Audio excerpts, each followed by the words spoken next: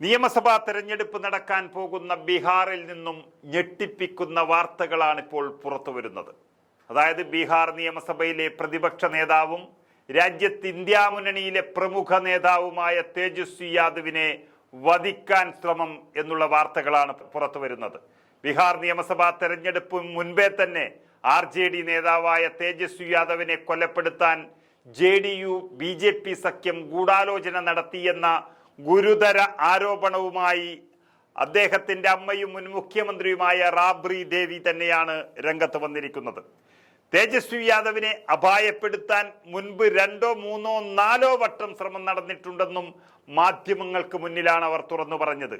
അവർ പറഞ്ഞത് ഇങ്ങനെയാണ്: തേജസ്വിയെ കൊലപ്പെടുത്താൻ ഒരു നീക്കം നടന്നുകൊണ്ടിരിക്കുന്നു. ബീഹാറിൽ ധാരാളം കൊലപാതകങ്ങൾ നടന്നുകൊണ്ടേയിരിക്കുന്നു. ഒന്നുകൂടി സംഭവിക്കട്ടെ എന്ന പോലെയാണ് അവർ ചെയ്യുന്നത് മറ്റാരുമല്ല, JDU BJP സഖ്യമാണ് ഈ വധ ഗൂഢാലോചനയിൽ പിന്നിൽ ഉൾപ്പെട്ടിരിക്കുന്നത് എന്ന് വ്യക്തം. തെരഞ്ഞെടുപ്പിൽ ഒരു വെല്ലുവിളിയാകാതിരിക്കാൻ തേജസ്വിയെ കൊലപ്പെടുത്താനാണ് അവർ ആഗ്രഹിക്കുന്നത് എന്ന തുറന്നു പറച്ചിലാണ് ആ അമ്മ നടത്തിയിരിക്കുന്നത്. മുൻപൊരിക്കൽ തേജസ്വിയുടെ വാഹനത്തിലേക്ക് ട്രക്ക് ഇടിച്ചു കയറിയെന്നും റാബ്രി ദേവി വെളിപ്പെടുത്തുന്നു. ഇതും ഒരു വധശ്രമമായിരുന്നു. അതുപോലെ തന്നെ വീടിനകത്തു വെച്ച് പോലും വധശ്രമം ഉണ്ടായി എന്നാണ് സ്വന്തം അമ്മ വെളിപ്പെടുത്തുന്നത്. നമുക്കറിയാം, തീവ്ര വോട്ടർ പട്ടിക പരിഷ്കരണവുമായി ബന്ധപ്പെട്ട് തീപാറുന്നൊരു പോരാട്ടമാണ് തേജസ്വി യാദവ് ഭരണമുന്നണിയായ BJPയുമായി ഇപ്പോൾ നടത്തിക്കൊണ്ടിരിക്കുന്നത്. ബീഹാർ തെരഞ്ഞെടുപ്പിൽ നിന്ന് 3 കോടിയിലടുത്ത് ജനങ്ങളെ ഇല്ലായ്മ ചെയ്യാൻ, വോട്ടർ പട്ടികയിൽ നിന്ന് മാറ്റാൻ BJP ശ്രമിക്കുന്നു എന്ന വലിയ ആരോപണമാണ് എല്ലാവരും ഉന്നയിക്കുന്നത്. രാഹുൽ ഗാന്ധി മുന്നിൽ നിൽക്കുന്നുണ്ടെങ്കിലും ബീഹാറിൽ മുന്നിൽ തേജസ്വി തന്നെയാണ്. അദ്ദേഹത്തിന്റെ സുരക്ഷ വലിയ രീതിയിൽ നൽകുന്നുണ്ട് എങ്കിലും കുപ്രസിദ്ധിക്ക് പേരുകേട്ട ബീഹാറിൽ ഒരു കൊലപാതകം നടക്കുന്നുണ്ട് എന്നുള്ള വെളിപ്പെടുത്തൽ വലിയ രീതിയിലാണ് ചർച്ച ചെയ്യപ്പെടുന്നത്.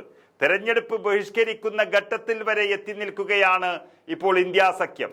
ആദ്യം തന്നെ തേജസ്വി യാദവാണ് തെരഞ്ഞെടുപ്പ് ബഹിഷ്കരിക്കുന്നതിനെ കുറിച്ച് ചർച്ച ചെയ്തത്. കാരണം ഈ തെരഞ്ഞെടുപ്പ് ഇങ്ങനെ വോട്ടർ പട്ടികയിൽ നിന്ന് ആളുകളെ ഇല്ലാതാക്കി നടത്തുന്നതിന് പകരം ഈ തെരഞ്ഞെടുപ്പ് നടത്തുന്നതിനേക്കാളും നല്ലത് BJP സഖ്യത്തിന് തന്നെ കുറച്ചു കാലം ഭരണം നീട്ടിക്കൊടുക്കുന്നതാണ് എന്നതാണ് ഇന്ത്യ മുന്നണി അഭിപ്രായപ്പെടുന്നത്. അതേ അഭിപ്രായം കോൺഗ്രസിലേക്കും വന്നിരിക്കുന്നു. വേണമെങ്കിൽ വോട്ട് ബഹിഷ്കരിക്കാമെന്ന തേജസ്വിയുടെയും RJDയുടെയും നിലപാടിന് ഒപ്പം നിൽക്കാൻ കോൺഗ്രസും തയ്യാറാകുന്നു എന്നാണ് അറിയുന്നത്. അതിനിടയിലാണ് ഇപ്പോൾ വധശ്രമത്തെക്കുറിച്ച് വെളിപ്പെടുത്തൽ വന്നിരിക്കുന്നത്. ഇത് ബീഹാറിനെ അക്ഷരാർത്ഥത്തിൽ തന്നെ പിടിച്ചു കുലുക്കുകയാണ്.